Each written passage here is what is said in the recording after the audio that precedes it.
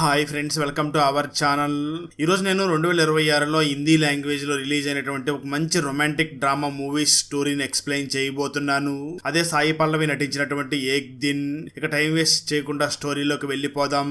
Now let's start our video.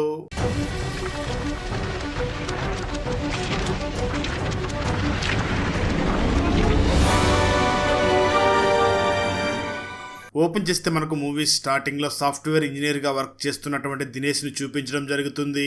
ఈ దినేష్ ఎవరితోనో పెద్దగా మాట్లాడకుండా తన పని తాను చేసుకుంటూ ఉంటాడు. అలాంటి సమయంలోనే తన ఫాదర్ చనిపోయి ఉండడంతో దినేష్ మదర్ వెంటనే దినేష్ కి పెళ్లి చేయాలి అని రకరకాల ప్రయత్నాలు చేస్తూ ఉంటుంది.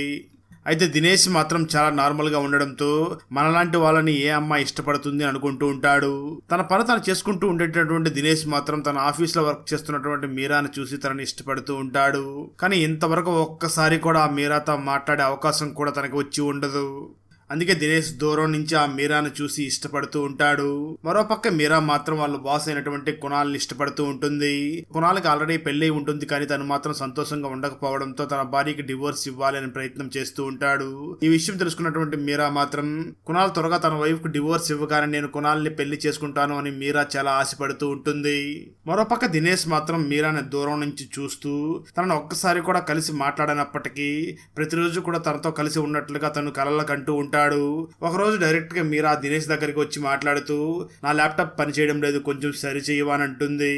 దాంతో దినేష్ ఫస్ట్ టైం మీరా తన దగ్గరికి వచ్చి మాట్లాడడంతో చాలా ఆనందంగా మీరా దగ్గరికి వెళ్ళి మీరా ల్యాప్టాప్ ని రెడీ చేస్తూ మీరా తనతో మాట్లాడింది అని దినేష్ చాలా ఆనందంతో ఉప్పొంగిపోతూ ఉంటాడు. ఆ సమయంలోనే దినేష్ మీరా సిస్టమ్ దగ్గర జపనీస్ వాళ్ళకి సంబంధించినటువంటి కొన్ని బొమ్మలు ఉండడంతో వాటిని చూసినటువంటి దినేష్ వెంటనే మీరాని చూసి ఈ బొమ్మలన్నీ జపాన్ కి సంబంధించినవి కదా అని అడుగుతూ ఉంటాడు. మీరా వెంటనే దినేష్ ని చూసి అవును, నీకు వీటి గురించి తెలుసా? వీటి గురించి చాలా మందికి తెలియదు, ఇవి జపాన్ కి సంబంధించినటువే, మా డాడీ వాటిని తీసుకుని వస్తూ ఉంటాడు. నేను కూడా లైఫ్ లో ఒక్కసారైనా జపాన్ కి వెళ్ళాలని, అక్కడ ఉన్నటువంటి మంచి మంచి ప్రదేశాన్ని కూడా చూడాలని ఉంది అని తన ఇష్టాన్ని కూడా దినేష్ కి చెప్తూ ఉండడంతో మీరా తనతో చాలా ప్రేమగా మాట్లాడుతూ ఉండడం చూసినటువంటి దినేష్ మాత్రం చాలా ఆనందంతో ఉప్పొంగిపోతూ ఉంటాడు. ఆ తర్వాత దినేష్ మీరా ల్యాప్టాప్ ను రెడీ చేయడంతో మీరా చాలా ప్రేమగా థ్యాంక్స్ చెప్పి దినేష్ అక్కడి నుంచి పంపిస్తుంది. ఆ తర్వాత రోజు వాళ్ళ బాస్ అయినటువంటి కునాల్ ఒక మీటింగ్ ఏర్పాటు చేసి ఎంప్లాయీస్ అందరినీ చూసి మనం ఈ ప్రాజెక్ట్ అయిపోయిన తర్వాత గోవాకి వెళ్దాం అనుకున్నాం కదా, ఆ ప్లాన్ క్యాన్సిల్ అయింది అని చెప్పడంతో వాళ్ళ టీంలోని వాళ్ళందరూ కూడా చాలా బాధపడుతూ ఉంటారు. అప్పుడే కునాల్ వాళ్ళందరినీ చూసి గోవా ప్లాన్ క్యాన్సిల్ అయ్యింది, కానీ మనం అందరం కూడా ఒక 5 రోజుల పాటు జపాన్ కి వెళ్ళబోతున్నాము అని చెప్తాడు. ఆ మాటలు విన్నటువంటి ఎంప్లాయీస్ అందరూ కూడా చాలా ఆనందపడుతూ ఉండడంతో కునాల్ డైరెక్ట్ గా మీరా దగ్గరికి వెళ్లి మాట్లాడుతూ ఇదంతా కూడా నీకు జపాన్ అంటే ఇష్టం అని చెప్పా కదా, అందుకే నేను ఈ ఏర్పాట్లు చేశాను, అందరూ 5 రోజులు అక్కడ ఉంటారు, మనం మరో 2 రోజులు కూడా అక్కడే ఉందామని చెప్తూ ఉంటాడు. ఆ మాటలు విన్నటువంటి మీరా జపాన్ కి వెళ్ళాలనేటువంటి తన కోరిక తీరుతున్నందుకు కొంచెం ఆనందంగా ఉంటుంది. కానీ అయితే అక్కడ కునాల్తో టైం స్పెండ్ చేయడానికంటే ముందు కునాల్కి డివోర్స్ వస్తే బాగుండు అని అంటూ ఉంటుంది. కునాల్ వెంటనే మీరాని చూసి మనం అక్కడ వేరు వేరు రూమ్స్ లోనే ఉందాం, నువ్వు చూడాలనుకున్నటువంటి ప్లేస్లన్నింటినీ కూడా చూసి వద్దామని చెప్పడంతో మీరా చాలా ఆనందపడుతూ మనం ఇన్నాళ్ళకి జపాన్కి వెళ్ళబోతున్నామని ఆనందపడుతూ ఉంటుంది. అలా అందరూ కూడా జపాన్ కి వెళ్తారు. దినేష్ కూడా కేవలం మీరాని చూడడం కోసం మాత్రమే జపాన్ కి వచ్చి ఉంటాడు. కనీసం తనతో మాట్లాడాలని కానీ తనకి ఏదైనా చెప్పాలని కానీ దినేష్ ఆలోచించి ఉండడు. కేవలం మీరా వెళుతుంది కదా తనని చూసినట్లు ఉంటుంది అని దినేష్ కూడా జపాన్ కి బయలుదేరి వాళ్ళతో పాటు వచ్చి ఉంటాడు. ఆ సమయంలోనే దినేష్ అక్కడ ఒక గంటను చూసి ఉంటాడు. ఆ గంట దగ్గరికి ఏ ప్రేమికుడైనా వెళ్లి తన కోరికను కోరుకుంటే అక్కడ గంట మోగితే ఖచ్చితంగా వాళ్ళ కోరికలు తీరుతాయి అని తెలుసుకుని దినేష్ డైరెక్ట్ గా గంట దగ్గరికి వెళ్లి ఏ రోజుకైనా నాకు మీరా నాది కావాలి, కనీసం ఒక్కరోజైనా మీరా నా సొంతం కావాలి అని చెప్పి తన కోరిక కోరుకుని అక్కడి నుంచి వెళ్లిపోతాడు. అలా దినేష్ అక్కడి నుంచి వెళ్లిపోయిన కొంతసేపటికి గాలి వేగంగా వచ్చి ఆ గంట మోగడం మొదలవుతుంది. కట్ చేస్తే మరోపక్క కునాల్ మరియు మీరా ఇద్దరు కూడా చాలా ఆనందంగా ఎంజాయ్ చేస్తూ ఉంటారు. సరిగ్గా అదే సమయంలో అక్కడికి రీతు అనే ఒక అమ్మాయి వస్తుంది. ఈ అమ్మాయి మరెవరో కాదు, కునాల్ వాళ్ళ వైఫ్ అయి ఉంటుంది. నిజానికి రీతు కునాల్ కి సర్ప్రైజ్ చేయడం కోసం అక్కడికి వచ్చి ఉంటుంది. రీతును చూసినటువంటి కునాల్ ఆఫీస్ లో వర్క్ చేస్తున్న వాళ్ళందరూ కూడా ఒక్కసారిగా షాక్ అవుతూ ఉంటారు. ఎందుకంటే కునాల్ ఆఫీస్ లో ఉన్న వాళ్ళందరికీ కూడా నాకు నా వైఫ్ కి పెద్దగా పడదు, మేమిద్దరం కూడా డివోర్స్ తీసుకోబోతున్నాం అని చెప్పి ఉంటాడు. కానీ ఆ రీతు మాత్రం కునాల్ కి సర్ప్రైజ్ ఇవ్వడానికి వచ్చి చాలా ప్రేమగా మాట్లాడుతూ ఉంటుంది. అదే సమయంలో రీతు అక్కడ ఉన్నటువంటి వాళ్ళందరినీ చూసి నేను ఇప్పుడు 4 నెలల ప్రెగ్నెంట్ ని అని చెప్పడంతో ఆ మాటలు విన్నటువంటి మీరా ఒక్కసారిగా కుంగిపోయి ఈ కునాల్ ఎందుకు నన్ను ఇంతలా మోసం చేశాడు అని చాలా తీవ్రంగా బాధపడుతూ ఉంటుంది. ఇదంతా కూడా దినేష్ చూసి తను మీరాను చూస్తూ చాలా జాలి పడుతూ ఉంటాడు. మీరా మాత్రం చాలా తీవ్రంగా బాధపడుతూ ఆ తర్వాత రోజు ఆఫీసు వాళ్ళందరూ కూడా తిరిగి ఇండియాకి పోతూ ఉంటారు. అయినప్పటికీ మీరా మాత్రం వాళ్ళ ఆఫీసు వాళ్ళని ఎవరిని కూడా కలవాలనుకోదు. ఎందుకంటే ఆఫీసులో ఉన్న వాళ్ళందరికీ కూడా మీరా మరియు కునాల్ ఇద్దరు కూడా పెళ్లి చేసుకోబోతున్నారు అన్న విషయం తెలిసి ఉంటుంది. అందుకే మీరా అప్పుడు వాళ్ళ దగ్గరికి వెళ్లి వాళ్ళకి తన మొహాన్ని చూపించలేక చాలా బాధపడుతూ ఉంటుంది. ఆ తర్వాత వాళ్ళందరూ కూడా ఇండియాకి తిరిగి వెళ్లిపోగా మీరా మాత్రం ఇంకా కొన్ని రోజులు అక్కడే ఉండాలి అని డిసైడ్ అవుతుంది. అప్పుడు దినేష్ వెంటనే ఇలాంటి సమయంలో మీరాని ఒంటరిగా వదిలిపెట్టి వెళ్లడం అంత మంచిది కాదు. తను ఆల్రెడీ బాధపడుతుంది. ఈ బాధలో ఏదైనా చేసుకునే అవకాశం కూడా ఉంది. తనను ఎలాగైనా కంటికి రెప్పలాగా చూసుకోవాలి అని దినేష్ కూడా తన ఆఫీసు వాళ్ళతో తిరిగి ఇండియాకి వెళ్లకుండా అక్కడే ఉండిపోతాడు. ఆ రోజు రాత్రి మీరా కునాల్ తనని మోసం చేశాడు అని ఆ బాధతో ఫుల్లుగా మందు తాగి రాత్రి సమయంలో ఆ బార్లో నుంచి అక్కడి నుంచి వెళ్లిపోతూ ఉంటుంది.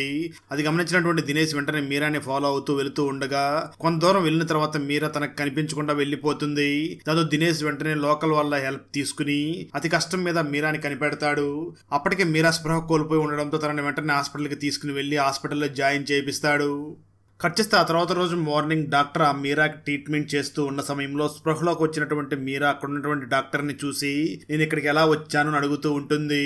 ఆ తర్వాత డాక్టర్ వెంటనే మీరాని హాస్పిటల్లో అడ్మిట్ చేసినటువంటి దినేష్ దగ్గరకు వచ్చి మాట్లాడుతూ మీరా గతాన్ని మర్చిపోయింది, తను గత 2 సంవత్సరాల్లో ఏం జరిగిందో అంతా కూడా మర్చిపోయింది అని చెప్పడంతో అక్కడ ఉన్నటువంటి దినేష్ ఒక్కసారిగా షాక్ అవుతూ ఉంటాడు.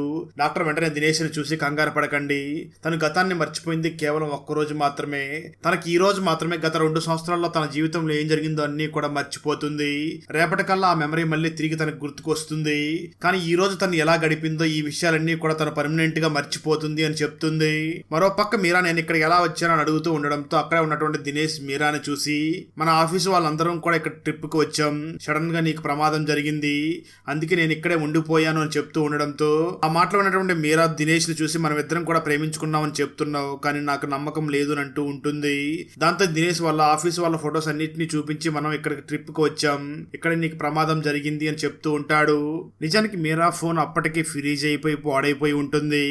అందువల్లే దినేష్ తన ఫోన్లోనే ఫొటోస్ ని చూపిస్తూ ఉంటాడు. అయినప్పటికీ మీరా మాత్రం దినేష్ చెప్పే మాటల్ని పూర్తిగా నమ్మకుండా రకరకాల ప్రశ్నలు అడుగుతూ ఉంటుంది.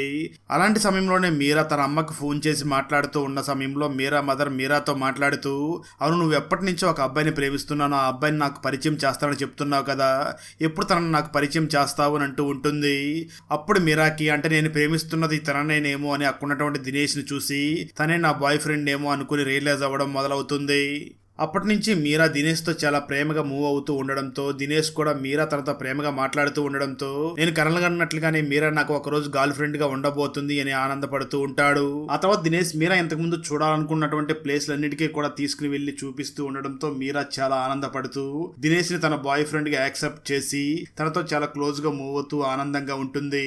అయితే దినేష్ మాత్రం రేపు మీరా ఇవన్నీ కూడా మర్చిపోతుంది అని, ఈ మధురమైన జ్ఞాపకాలన్నీ కూడా నా దగ్గరే ఉండాలి అని మీరా అక్కడ ఎంజాయ్ చేస్తూ ఉండగా అవన్నీ కూడా వీడియోస్ తీస్తూ ఉంటాడు. మరోపక్క దినేష్ కి మాత్రం రేపు మీరా అన్ని మర్చిపోతుంది అని చాలా బాధపడుతూ ఉంటాడు.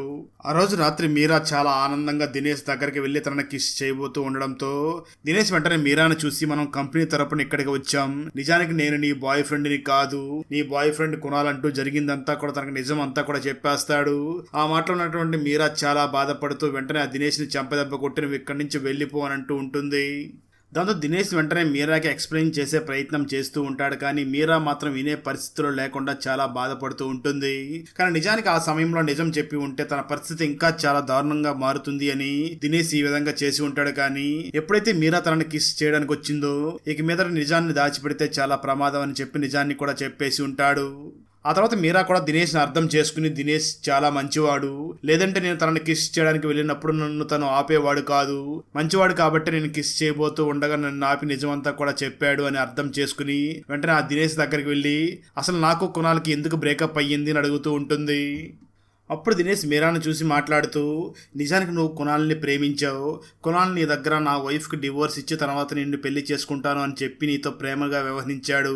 కానీ నిజానికి కునాల్ మరియు తన వైఫ్ అయినటువంటి రీతు ఇద్దరు కూడా చాలా ఆనందంగా ఉన్నప్పటికీ కునాల్ మాత్రం అందరి దగ్గర కునాల్ తన వైఫ్తో డివోర్స్ తీసుకోబోతున్నట్లుగా అబద్ధం చెప్పి నీకు కూడా సేమ్ అదే అబద్ధాన్ని చెప్పి నీకు దగ్గర అయ్యాడు.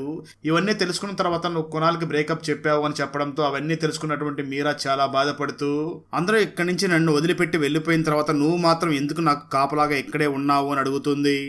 ఆ మాట ఉన్న దినేష్ వెంటనే మీరాని చూసి, ఎందుకంటే నేను ఫస్ట్ టైం నిన్ను చూసినప్పటి నుంచి నిన్ను ఇష్టపడడం మొదలు పెట్టాను, కానీ నువ్వు ఆ కుణాలతో ప్రేమలో ఉన్నావని తెలుసుకుని నీకు నేను చాలా దూరంగా ఉన్నాను అని చెప్తూ ఉంటాడు. ఆ మాటలు ఉన్నటువంటి మీరా చాలా బాధపడుతూ, అందరూ నన్ను వదిలిపెట్టి వెళ్ళిపోయినప్పటికీ ఈ దినేష్ మాత్రం నా కోసమే ఇక్కడ ఉన్నాడు, నేను జపాన్ లో చూడాలనుకున్నటువంటి ప్లేస్లన్నింటినీ కూడా దగ్గరుండి చూపించి నన్ను చాలా జాగ్రత్తగా చూసుకుంటున్నాడు అని. ఇవన్నీ తెలుసుకున్నటువంటి మీరాకి దినేష్ మీద ప్రేమ కలుగుతుంది.